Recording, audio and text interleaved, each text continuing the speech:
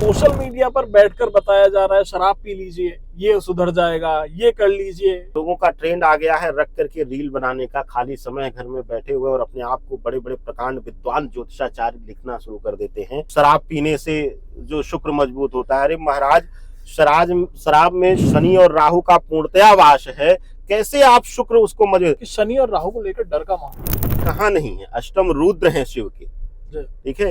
और कहते हैं कि जो तिरछी दृष्टि में आ गया उनके तीसरी दृष्टि पर, वो तो कभी देवता भी धरा पर आए हैं तो वो भी नहीं बच पाए। जरूरत है कि भाग्य ही एक ऐसी चीज है जिसको बदला जा सकता है।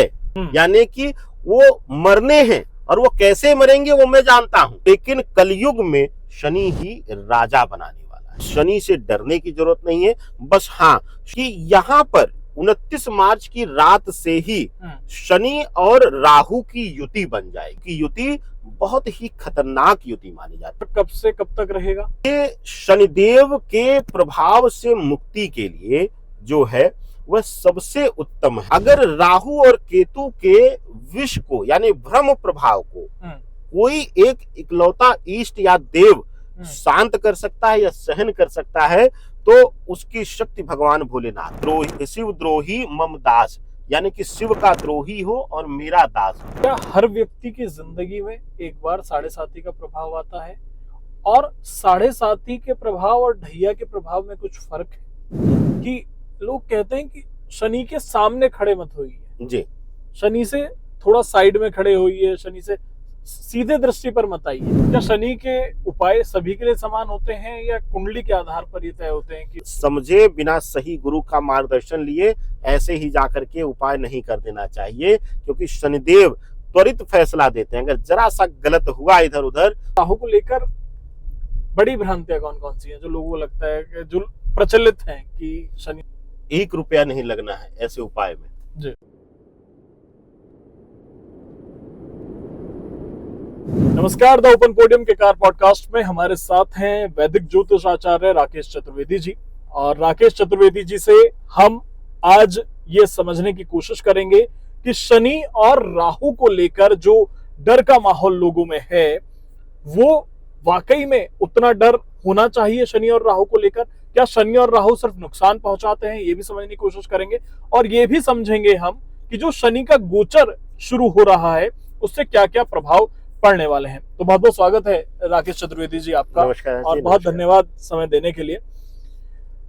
शनि और राहु को लेकर हम गोचर पर जाएं उससे पहले मैं अपने दर्शकों के लिए की तरफ से ये पूछना चाह रहा हूं कि शनि और राहु को लेकर डर का माहौल है। डरते हैं लोग, शनि की साढ़े साती, शनि की ढैया, राहु चल रहा है। तो एक बार एक एक करके आप हमारे दर्शकों को बताइए कि शनि से कितना डरने की जरूरत है, राहु से कितना डरने की जरूरत है। देखिए हर्ष जी, बहुत अच्छा प्रश्न है आपका। मुझे लगता है कि वैदिक ज्योतिष में खास करके हमें यह पहचानने की अब जरूरत आ गई है, क्योंकि सबसे ज्यादा जो डर फैलाया जा रहा है वो शनि और राहु को लेकर ही फैलाया जाता है। कोई भी देख लेगा कुंडली, तुरंत कह देगा शनि पीड़ित है, शनि यहाँ है, शनि वहां है, ठीक है। अरे भाई, शनि कहाँ नहीं है, अष्टम रुद्र हैं शिव के, ठीक है। न्याय प्रणाली का कलयुग में मुख्य न्यायाधीश हैं। तो आप चीफ जस्टिस ऑफ इंडिया से भारत के किसी भी कोने में रहें, कैसे आप उनके शक्तियों से, उनके प्रभाव से बच सकते हैं? गलत करोगे तो दंड तो मिलेगा ही मिलेगा। और वो भी ये तो ऐसे है नहीं कि एक कमरे में बैठे हुए हैं, वो तो एक व्यापक दृष्टि रख करके हर किसी पर समान दृष्टि रखे हुए हैं। और कहते हैं कि जो तिरछी दृष्टि में आ गया उनके तीसरी दृष्टि पर, वो तो कभी देवता भी धरा पर आए हैं तो वो भी नहीं बच पाए हैं। लेकिन शनि या राहु दोनों को समझिए पहले। शनि जो है वह न्यायाधीश के साथ साथ कर्म प्रधान है। यानी कि अगर हम ज्योतिष शास्त्र के अनुसार चर्चा करेंगे हर्ष जी, 2 चीजों का जिक्र आपने सुना होगा। एक कहते हैं भाग्य। लोग कहते हैं भाग्य बदला नहीं जा सकता, जो भाग्य में होगा वही मिलेगा। लेकिन हमें यही समझना है और यही अपने सनातन को समझने की जरूरत है और ज्योतिष शास्त्र की पूर्णता को समझने की जरूरत है कि भाग्य ही एक ऐसी चीज है जिसको बदला जा सकता है। क्योंकि भाग्य को, चाहे श्रीमद् भागवत पुराण का जिक्र कर लीजिए, गीता पढ़ लीजिए, या श्रीमद् देवी भगवती पुराण का अध्ययन कर लीजिए, आप देखेंगे साफ साफ दो चीजों का ही जिक्र मिलता है, भाग्य और प्रारब्ध। जब भगवान श्री कृष्ण ने अर्जुन को उपदेश दिया गीता का, तो जब अर्जुन ने सुनने के बाद भी शस्त्र उठाने से एक बार मना किया, तो वहां पर भगवान कृष्ण ने कहा है कि यह तुम्हारा भाग्य है, यानी कि अब कर्म है तुम्हारा कि अगर तुम शस्त्र उठाते हो तो धर्म रक्षा का श्रेय, धर्म रक्षा की जो जीत है वह तुम्हारे माथे पर जाएगी, नहीं तो प्रारब्ध में कौरवों का वध तो लिखा ही हुआ है। यानी कि वो मरने हैं, और वो कैसे मरेंगे वो मैं जानता हूं, और वो मरेंगे भी, लेकिन मैं तुम्हें मौका दे रहा हूं अपना भाग्य बदलने का।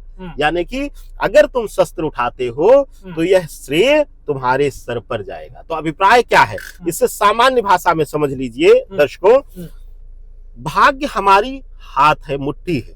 ठीक। आप आए चल करके, बोले गुरुजी रिकॉर्डिंग करना है, हम दोनों मिले, ये हमारी कर्म हुई, कर्म प्रधानता हुई, और इसने भाग्य को बल दिया कि हम लोगों ने सार्थक रूप से एक विषय पर चर्चा किया। ठीक। लेकिन अगर मैं सोचता कि अपने बेडरूम में बैठे बैठे आप आकर के मुझे रिकॉर्ड कर लें या मुझे दर्शकों तक पहुंचा दें, तो वह नहीं संभव है। वो भाग्य, फिर हम भाग्य को एफर्ट्स ही नहीं कर रहे हैं, यानी हम अपनी कर्म कर ही नहीं रहे हैं। साथ ही साथ एक यहाँ पर अद्भुत रूप से आता है, लोग कहते हैं हर्ष जी, अक्सर आपने सुना होगा कि वह बहुत गलत कर्म कर रहा है या वह गलत दिशा में है, फिर भी बड़ा उसके पास पैसा है, बहुत सक्सेस है, या वह इस स्तर का नहीं था फिर भी वह इस पद पर जाकर के बैठ गया।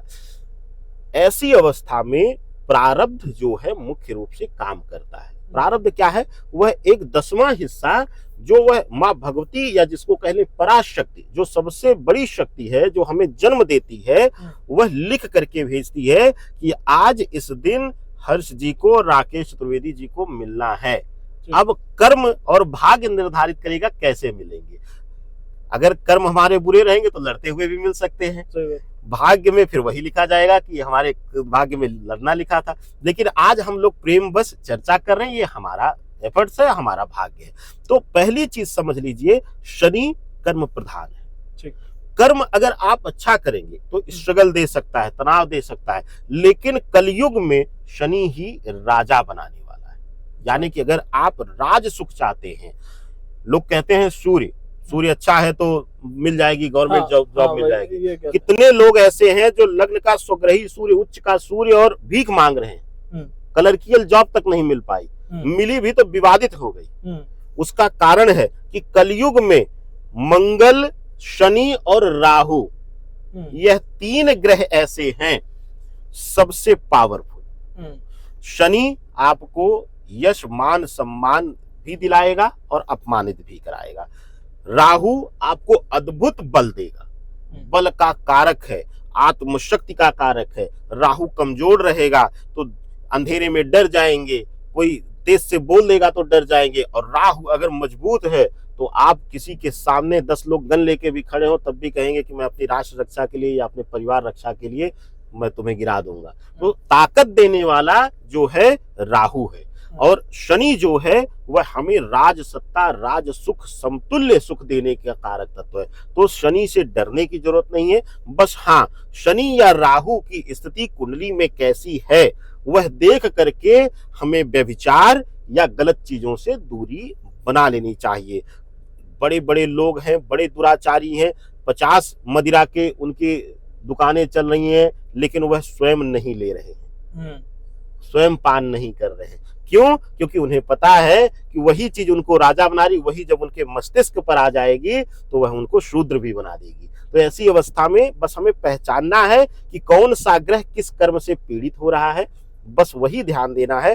कोई भी ग्रह 9 ग्रहों में कोई अरिष्ट नहीं है, कोई नकारात्मक नहीं है, कोई डरने की बात किसी ग्रह से नहीं है। शनि का गोचर कब से शुरू हो रहा है, कब तक इसका प्रभाव रहेगा, और किन किन राशियों के लिए ये फायदेमंद होगा, और किन किन राशियों पर जो है वो एक नकारात्मक कह लीजिए कि उस तरह का प्रभाव रहेगा?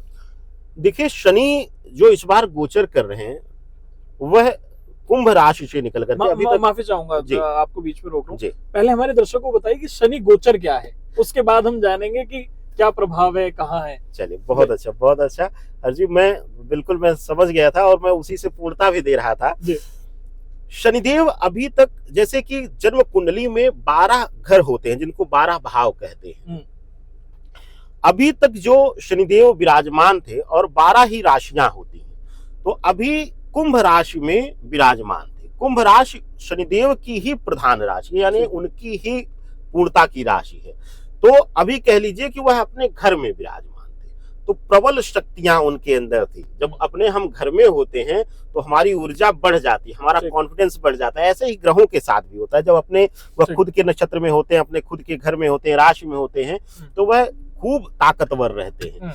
ऐसी अवस्था में अब देखेंगे तो 29 मार्च को रात्रि में लगभग 11 बजे, 11:15 बजे के आसपास शनिदेव चल करके जो है अपनी, क्योंकि हर ग्रह चल रहा है और शनिदेव की सबसे धीमी चाल होती है, 2.5 वर्ष तक एक राशि में रहते हैं, यानी एक घर में यह 2.5 वर्ष तक रहते हैं। इसीलिए इनके जो चाल होती है उसको ढैया कहा जाता है।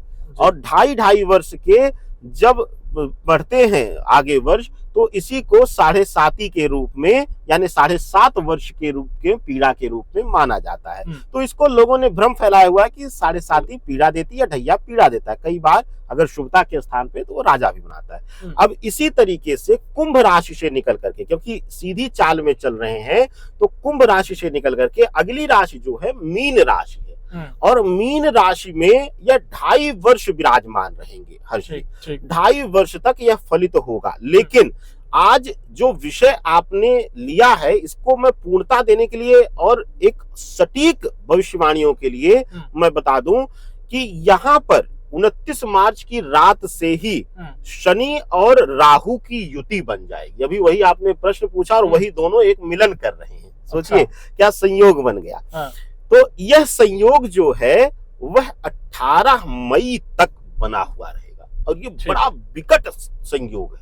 मतलब यहाँ पर हम कह सकते हैं कि थोड़ा सा डरने की चीज रहेगी, क्योंकि शनि राहु जब युति बनाते हैं तो यह प्रेतीय चंडाल युति कहा जाता है। यानी कि इस बीच जो है वह बहुत सारी घटनाएं ऐसी होंगी जिनसे आप, जिसको सोचे भी नहीं होंगे, जिस चीज की उम्मीद भी नहीं होगी, वैसी भी घटनाएं आपको आहत करेंगी, आपको पीड़ा देंगी। और शनि राहु की युति बहुत ही खतरनाक युति मानी जाती है। लेकिन यहाँ प्रश्न आया गोचर का। तो जब गोचर करके, जब चल करके ग्रह अपनी राशि परिवर्तित करता है, क्योंकि 360 डिग्री को जब चक्र पूरा करके के वह एक अगली राशि में अगले 2.5 वर्ष तक शनि जब प्रवेश करते हैं, तो उसी को गोचर कहा जाता है। लेकिन अगली राशि जो है वह गुरु प्रधान है। गुरु के पास जब भी कोई जाता है तो आप कितना भी अहंकारी होगा, कितना भी बदमाश होगा, कितना भी अहमी होगा, वह शांत हो जाता है। ऐसी अवस्था में मीन राशि में जब शनि पहुंचेंगे तो कुछ उनका जो उग्र प्रभाव है, जो उग्र रूप है, जो तीक्ष्णता है, वह थोड़ा सा कम हो जाएगी। तो शनि से मिलने वाली पीड़ाएं काफी हद तक कई राशियों के लिए कम हो जाएंगी, या कह लीजिए कई राशियां पीड़ा से मुक्त भी हो जाएंगी। ठीक है, तो ये गोचर कब से कब तक रहेगा? देखिए, यह गोचर जो है वह 2.5 वर्ष का है। वो 2.5 वर्ष का है, वो 2.5 वर्ष तक चलेगा। हाँ, 2.5 वर्ष का है। लेकिन क्योंकि 2.5 वर्ष में बहुत सारे ग्रहीय परिवर्तन होंगे, तो जो सबसे प्रभावी समय है, ये स्थितियां तो इसी प्रकार से 2.5 वर्ष रहेंगी, लेकिन सबसे विकराल स्थितियां जो रहने वाली हैं वह शनि राहु के युति निर्माण में रहने वाली, क्योंकि 18 मई को राहु निकल करके कुंभ में आ जाएगा। तो जब कुंभ में आ जाएगा तब वहां पर शनि अकेले हो जाएंगे, यानी कि शनि राहु की युति की जो पीड़ा है वह शांत हो जाएगी। तो सबसे जो हमें जो ध्यान देने की जरूरत है वह 29 मार्च की रात से लेकर, यानी 30 मार्च से लेकर के 18 मई तक जो सबसे ज्यादा सावधान रहने की जरूरत है, वो यही कालखंड, यही बेला रहेगी। इस युति के प्रभाव से बचने के लिए क्या उपाय हैं? लोगों को क्या करना चाहिए और क्या नहीं करना चाहिए? देखिए, शनिदेव के प्रभाव से मुक्ति के लिए जो है वह सबसे उत्तम है, जो शिव आराधना या शनि राहु दोनों के लिए। अब इसमें एक आपको प्रामाणिकता भी शास्त्र अनुसार दे दूं, शनि को अष्टम रुद्र माना जाता है, यानी कि 8वां रुद्र शनिदेव को माना जाता है। ठीक। अष्टम रुद्र है, यानी कि पूर्ण रूप से शिव अधीनस्थ है। दूसरा आ जाता है एकादश रुद्र, जो है बजरंग बली को कहा जाता है। तो बजरंग बली की आराधना के रूप में भी हम इसको ले सकते हैं। राहु, क्योंकि अगर राहु और केतु के विष को यानी भ्रम प्रभाव को कोई एक इकलौता इष्ट या देव शांत कर सकता है या सहन कर सकता है, तो उसकी शक्ति भगवान भोलेनाथ में है। उसकी प्रामाणिकता कैसे मिलती है, यह भी दर्शकों सुन लीजिए। कहते हैं कि चंद्रमा 16 कलाओं में माहिर है, और चंद्रमा के 16 कलाओं से आज तक कोई बच नहीं पाया। वह भ्रम में छलित कर ही लिए हैं हर किसी को। उन्होंने एक स्तर पर आकर, कहते हैं कि 16 कलाओं में कृष्ण भी माहिर थे, लेकिन एक स्थान पर आकर के चंद्रमा ने उन्हें अपने आगोश में ले ही लिया, यानी कि अपने छल में, अपने प्रभाव में, अपनी चंचलता में ले लिया। लेकिन शिव ही एक ऐसे इष्ट हैं जो उस चंद्रमा को अपने सर पर विराजमान करके रखते हैं। दूसरी चीज, राहु कैसे और शनि कैसे शांत हो जाता है, गंगा की उत्पत्ति जो है धरा के लिए उनके जो है सिर से, यानी उनके ही केशों से होकर आती है। तो ऐसी अवस्था में बाल में शनि राहु हैं और शिव विराजमान रखते हैं माँ गंगा को। तो ऐसी अवस्था में शिव आराधना जो है सर्वोत्तम तरीका है। और इसके साथ एक वृत्तांत मिलता है, तुलसीदास जी ने लिखा है कि श्री रामचंद्र जी ने कहा है कि विशेष रूप से कि शिव द्रोही मम दास, यानी कि शिव का द्रोही हो और मेरा दास हो, और मम प्रिय और शिव द्रोही, यानी कि मेरा प्रिय बन करके और वो शिव द्रोही बन रहा हो, तो उसको मेरी शरण में जगह नहीं मिलेगी। तो कह लीजिए कि शिव उपासना के साथ भगवान श्री रामचंद्र जी की उपासना करके भी शनि पीड़ा से काफी हद तक मुक्ति पाई जा सकती है। उसका एक बहुत आसान तरीका है, एक छोटी सी चांदी की मूर्ति जो हो, छोटी सी लीजिएगा, उंगली से बड़ी ना रहे, शनिदेव की, हनुमान जी, ठीक है, और उनको ला करके घर में रख लीजिए, घर के मंदिर में। और नित्य जो है अयोध्या कांड की चौपाई, अब यहाँ सुंदर कांड को जरूरत नहीं है, ज्यादातर आपने सुंदर कांड को लेकर ही प्रख्यात लोगों ने फैलाई हुई है। लेकिन अगर आप शास्त्र को पढ़ेंगे, रामचरितमानस को पढ़ेंगे, और रामचरितमानस भी छोड़िए, वाल्मीकि रामायण का अध्ययन करेंगे, तो जो वो अयोध्या कांड का जो खंड है, जिसका वाल्मीकि रामायण में भी चर्चा आती है, वो सबसे पुनीत और सबसे प्रभावी खंड है। तो ऐसी अवस्था में घर से संबंधित समस्या हो, लक्ष्मी से संबंधित पीड़ा हो, कर्ज से संबंधित पीड़ा हो, इन सभी से मुक्ति मिलेगी इस उपाय से। कुछ ना हो 5 चौपाइयां रोज करिए, और सिंदूर लेकर के, जो पीला सिंदूर होता है, और चमेली का तेल, उसी चांदी की मूर्ति पर नीचे चरणों में आप लेपन कर दीजिए। अब कुछ लोग जो कहते हैं, हर्ष जी आपने भी सुना होगा कि ले जाकर के माथे पे तिलक करिए। नहीं, माथे पर तिलक करने या माथे पर लेपन करने का अधिकारी उस मंदिर का मुख्य पुजारी है, जो उनकी रोज सेवा कर रहा है। हम एक सेवक हैं, हम एक दास हैं, और दास भावना से जब हम झुकेंगे, जब हम चरणों को पकड़ेंगे, तो हमारा राहु और शनि अपने आप शांत हो जाएगा। तो ऐसी अवस्था में अयोध्या कांड की चौपाई कर लीजिए, बाल कांड की चौपाई कर लीजिए, और प्रभु के चरणों में, एकादश रुद्र के चरणों में आप ले जाकर के सिंदूर चढ़ा दीजिए। और इसी प्रकार से आप शिव आराधना करिए। अगर राहु को शांत करना है तो चंदन इत्र लीजिए, चंदन इत्र लेकर के शिवलिंग पर खूब अच्छे से स्प्रे करके या लेपन करिए बढ़िया से, और सेवा भाव से एक शिशु समतुल्य, एक नन्हे बालक के समतुल्य वह शिवलिंग पर लेपन करिए और दबाइए, और प्रणाम करके वहां से उठ जाइए। आपको जीवन में कभी शिव विशेष रूप से शुभाशीर्वाद देंगे, और कभी भी जीवन में शनि या राहु की पीड़ा आपको परेशान नहीं कर सकती। हमने भी कुछ देर पहले 7.5 और ढैया का जिक्र किया। क्या हर व्यक्ति की जिंदगी में एक बार 7.5 का प्रभाव आता है, और 7.5 के प्रभाव और ढैया के प्रभाव में कुछ फर्क है? देखिए, कोई अंतर नहीं।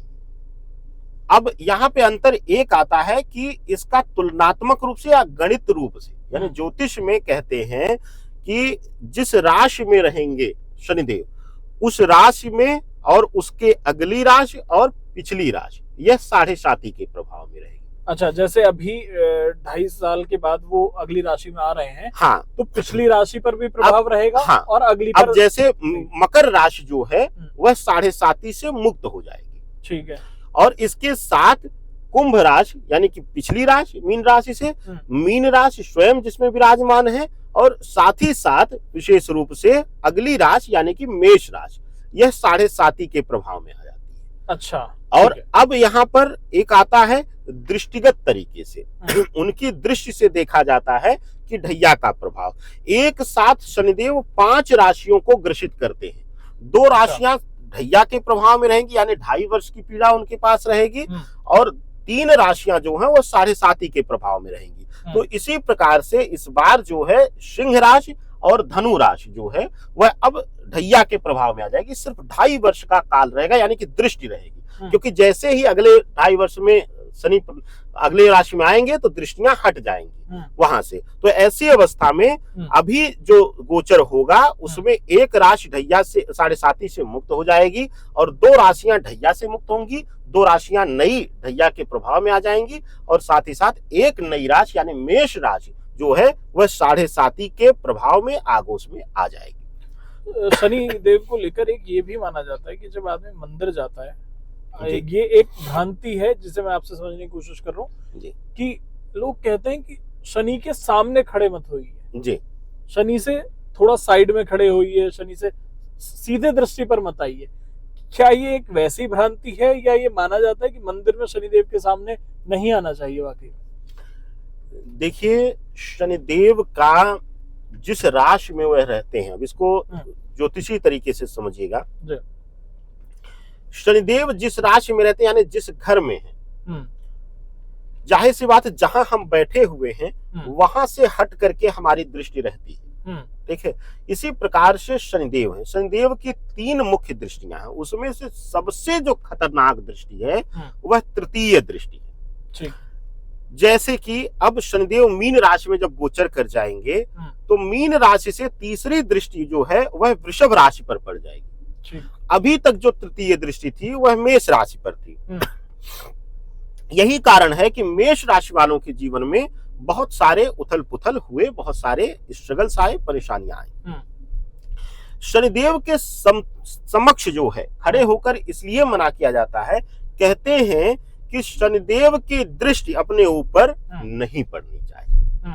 तो यही एक कारण है कि कहा जाता है कि वैसे तो सामान्यतः अगर आप देखेंगे तो ज्यादातर मंदिरों में बिना नेत्र वाले शनिदेव की मूर्ति स्थापित की जाती है। यही एक कारण है कि शनिदेव के सबसे उत्तम पूजन जो है, जहां शनिदेव शिला स्वरूप है, जैसे शनि सिंगड़ापुर में है, एक बहुत प्रसिद्ध मंदिर है मुरैना में मध्य प्रदेश में, वह कहते हैं कि रामकालीन मंदिर है। जब रावण के प्रभाव से मुक्त कराया हनुमान जी ने शनिदेव को, उस समय कहा वहां भी शिला रूप है। तो जहां शिला स्वरूप है शनिदेव, वहां का पूजन सबसे उत्तम माना जाता है। यही एक कारण है कि हमें नहीं पता होता। अब शनि मंदिर में आप जा रहे हैं, दृष्टियां उनकी किस तरह, तृतीय दृष्टि तिरछे दृष्टि होती है, आप सामने खड़े होइए या साइड खड़े होइए, अब कहाँ उनकी दृष्टि है कौन जानेगा, प्रभु की दृष्टि कहाँ जा रही है।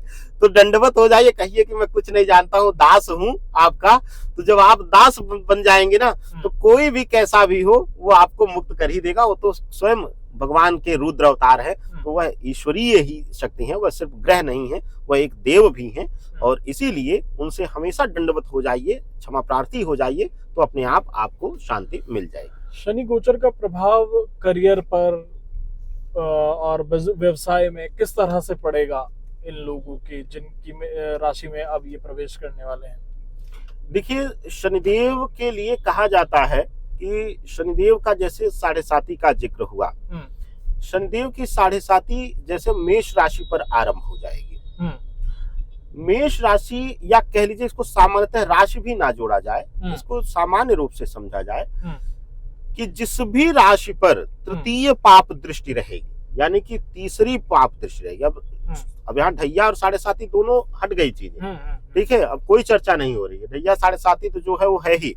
लेकिन जहां भी इनकी तीसरी दृष्टि पड़ेगी, जिस घर पर भी या जिस राशि पर भी, वह सबसे ज्यादा पीड़ित रहेगी। अब यहाँ प्रश्न आ जाएगा किस पर है, तो वह राशि है वृषभ, जैसे ही गोचर कर जाएंगे। दूसरी चीज है कि जब साढ़े साती आरंभ होती है, जिस भी राशि पर प्रथम जो साढ़े साती होती है, जो यानी ढैया जो पहला 2.5 वर्ष रहेगा साढ़े साती का, पहली जो चरण रहता, 3 चरण में साढ़े साती चलती है। ठीक है। पहला चरण स्वयं के ऊपर, खास करके अपने स्वयं के लिए रहता है, यानी खुद को पीड़ा मिलना, खुद को मानसिक पीड़ा मिलना। अब यह चाहे जॉब को लेकर के हो, व्यापार को लेकर के हो, गृहस्थ जीवन को लेकर के हो। फिर दूसरा आता है मध्य हिस्से, यानी कि रोग इत्यादि को लेकर के, शारीरिक पीड़ाओं को लेकर के, और विशेष रूप से फाइनेंशियल कर्ज इत्यादि को लेकर। तीसरा जो चरण आता है वो पैरों में होता है, यानी पाया कहा जाता है उसको। ऐसी अवस्था में बहुत ज्यादा ट्रैवल कराना, बहुत ज्यादा भागदौड़ कराना, संघर्ष कराना, इस तरीके से गणना इसकी की जाती है। तो हालांकि यहाँ पर एक तर्क आता है कि किसी का भी शनि अगर शुभता के स्थान पे बैठा है, स्वग्रही होकर बैठा है, उच्च का होकर बैठा है, तो उसको किसी भी प्रकार से डरने की जरूरत नहीं है, बल्कि शनि की साढ़े साती या शनि का गोचर उसको फिर राजा बना देता है। लेकिन सबसे ज्यादा जो डरने की बात रहेगी वह इनके तृतीय पाप दृष्टि से रहती है। अब तृतीय पाप दृष्टि पड़ रही है, अब जैसे कि वृषभ पे पड़ रही है, तो वृषभ राशि हो गई कि वृषभ राशि को स्वयं पे पड़ रही है। लेकिन अगर देखा जाएगा कि अब मेष राशि को देखा जाए, तो मेष राशि से जब गणना होगी तो मेष राशि के लिए द्वितीय भाव पर पड़ेगी, यानी वृषभ पर पड़ेगी, तो उसके कुटुंब भाव से उसको पीड़ा दे देंगे।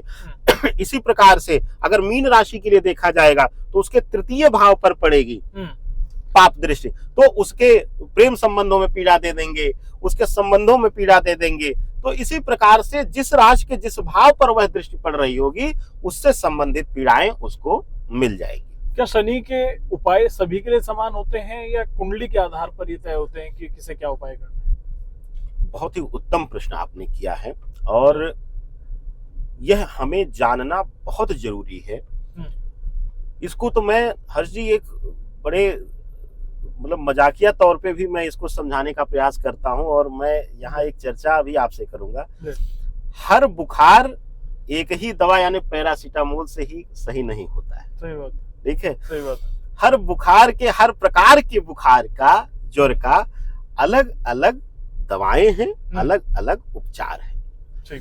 तो शनि किसको किस भाव पर पीड़ा दे रहे हैं? अब किसी को धन से पीड़ा दे रहे हैं, किसी को मान सम्मान पद प्रतिष्ठा में पीड़ा दे रहे हैं, किसी को संबंध में पीड़ा दे रहे हैं।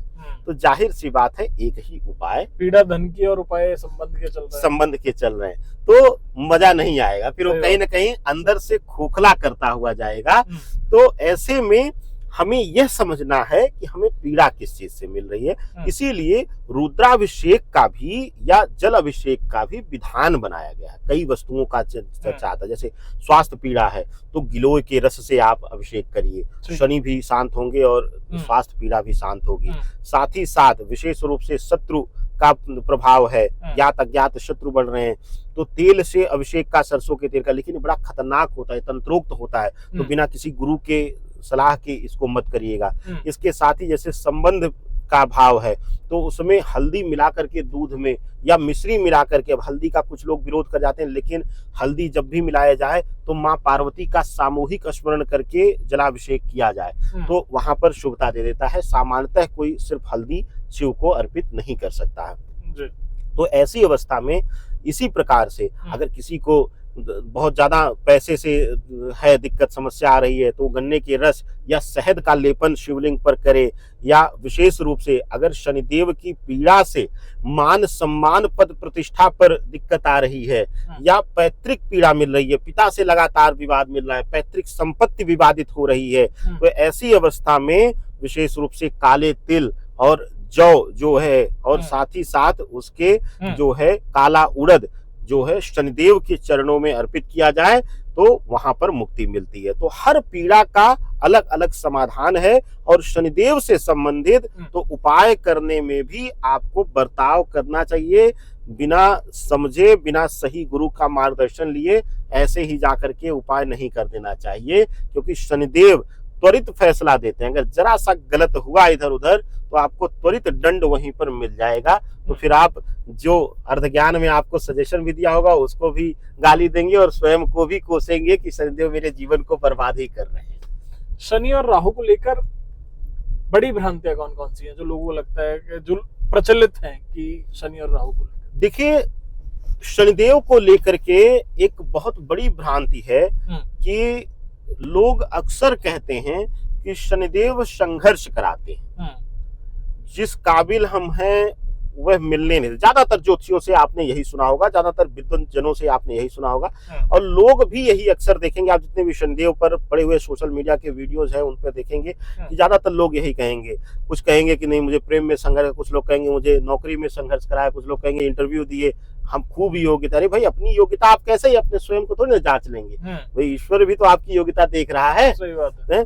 दूसरी चीज आ जाती है, राहु को लेकर के बड़ा भ्रम आ जाता है कि लोग तुरंत कह देते हैं कि गलत संगत का शिकार हो जाएगा, गलत रूप से यह इन्वॉल्व करता है। जबकि शनि अगर शुभकारी है और सही स्थान पर बैठा हुआ है, यानी कि लग्न में बैठा हुआ है, पंचम में है, नवम में है, दशम भाव में है और शुभ रूप से बैठा हुआ, यानी कि पीड़ित होकर के नहीं बैठा, क्रूर ग्रहों के साथ युति नहीं हुआ, चंद्रमा के साथ युति नहीं है, केतु के साथ युति नहीं है, राहु के साथ युति नहीं है, तो आपको अद्भुत ताकत देता है। और ऐसे लोग जो है चाहे व्यापार में उच्च स्तर के रहेंगे, नौकरी में यूपीएससी, जुडिशरी सर्विसेज या फिर टॉप लेवल पे वकील इत्यादि, यह व्यापारिक दृष्टिकोण से और नौकरी में भी मान प्रतिष्ठा में वृद्धि देता है। इसी तरीके से राहु को लेकर के लोगों के अंदर भ्रांतियां हैं। कहते हैं, डर जाते हैं लोग, राहु की महादशा शुरू हो गई तो लोग डर जाते हैं, अरे अब तो बच्चा बर्बाद हो जाएगा। अरे महाराज, उसको उसी दिशा में ले जाइए।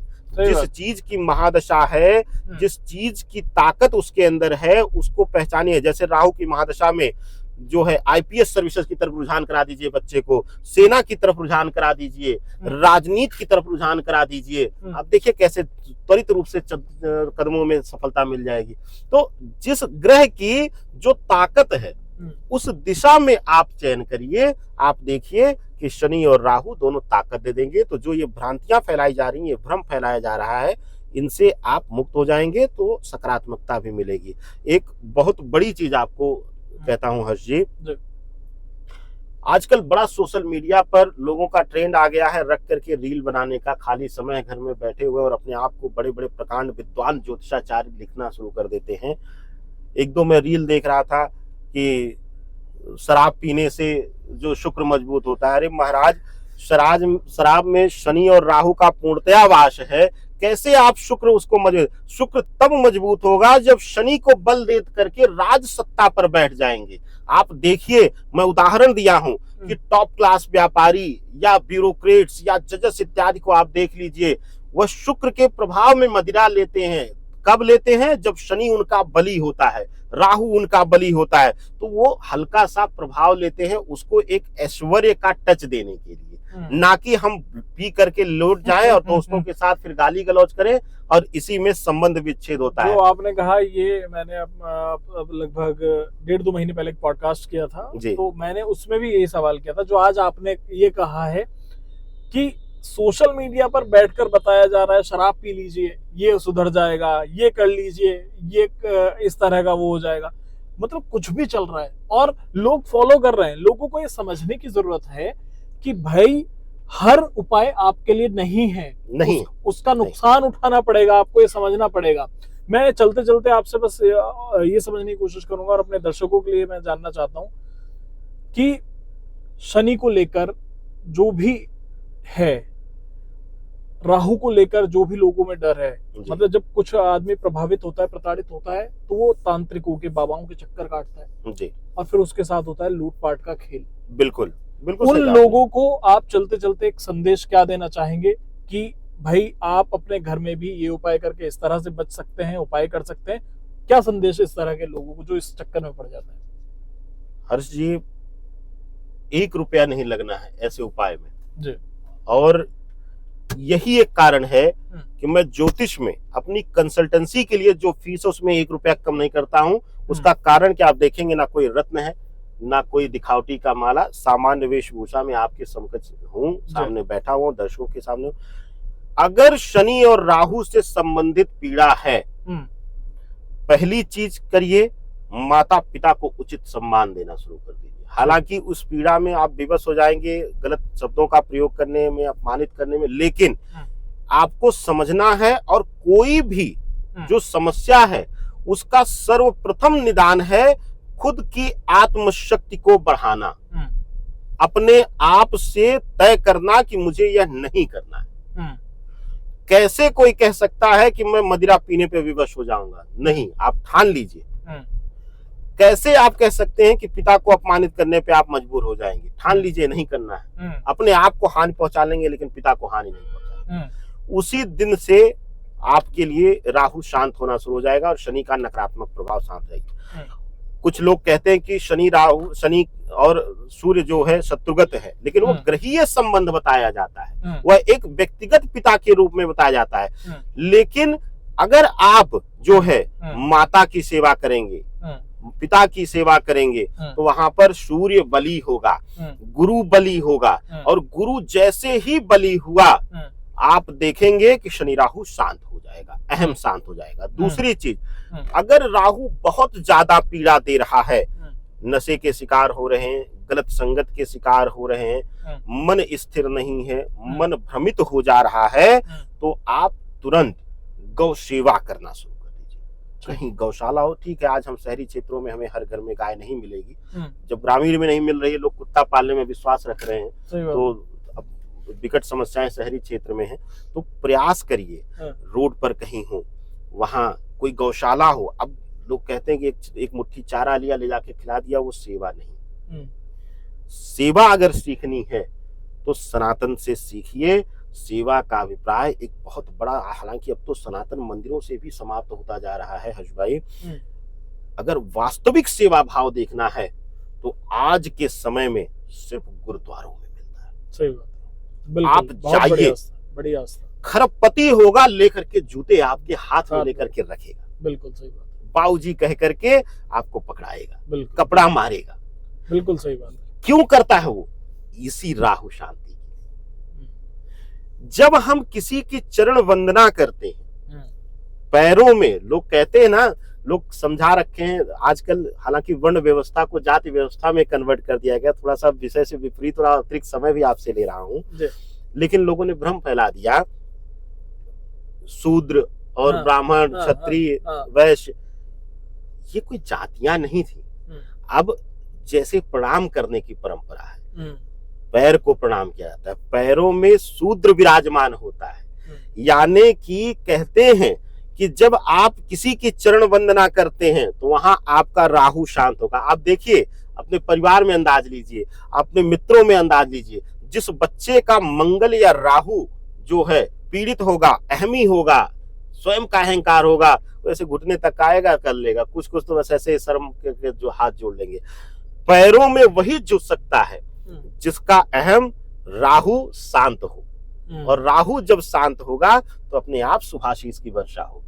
तो ऐसी अवस्था में सोचिए, सेवा भाव करिए, और गौ सेवा का मतलब चारा खिलाना नहीं है। जाइए, साफ सफाई करिए, कुछ पीड़ित हों उनसे संबंधित कुछ आप वहां पे समय दीजिए, श्रमदान करिए, यह पूर्ण सेवा मानी जाती है, यह समर्पण माना जाता है। ना कर पाए तो शिवालय हो, गौ सेवा भाई नहीं मिल रहा है तो आप जाकर के शिव मंदिर हो, कोई मंदिर हो, वहां जाकर के स्वतः साफ सफाई करिए, वहां श्रमदान दीजिए। आप देखिए, जाकर के किसी तांत्रिक को लाख रुपए देने से और किसी को 2 लाख का पुखराज पहनने से तो अच्छा होगा कि आप जाकर के माता पिता और अपने इष्ट गुरुजनों की सेवा करिए समर्पण भाव से। तो आप देखिए कैसे चमत्कारी लाभ मिलता है। तो आपको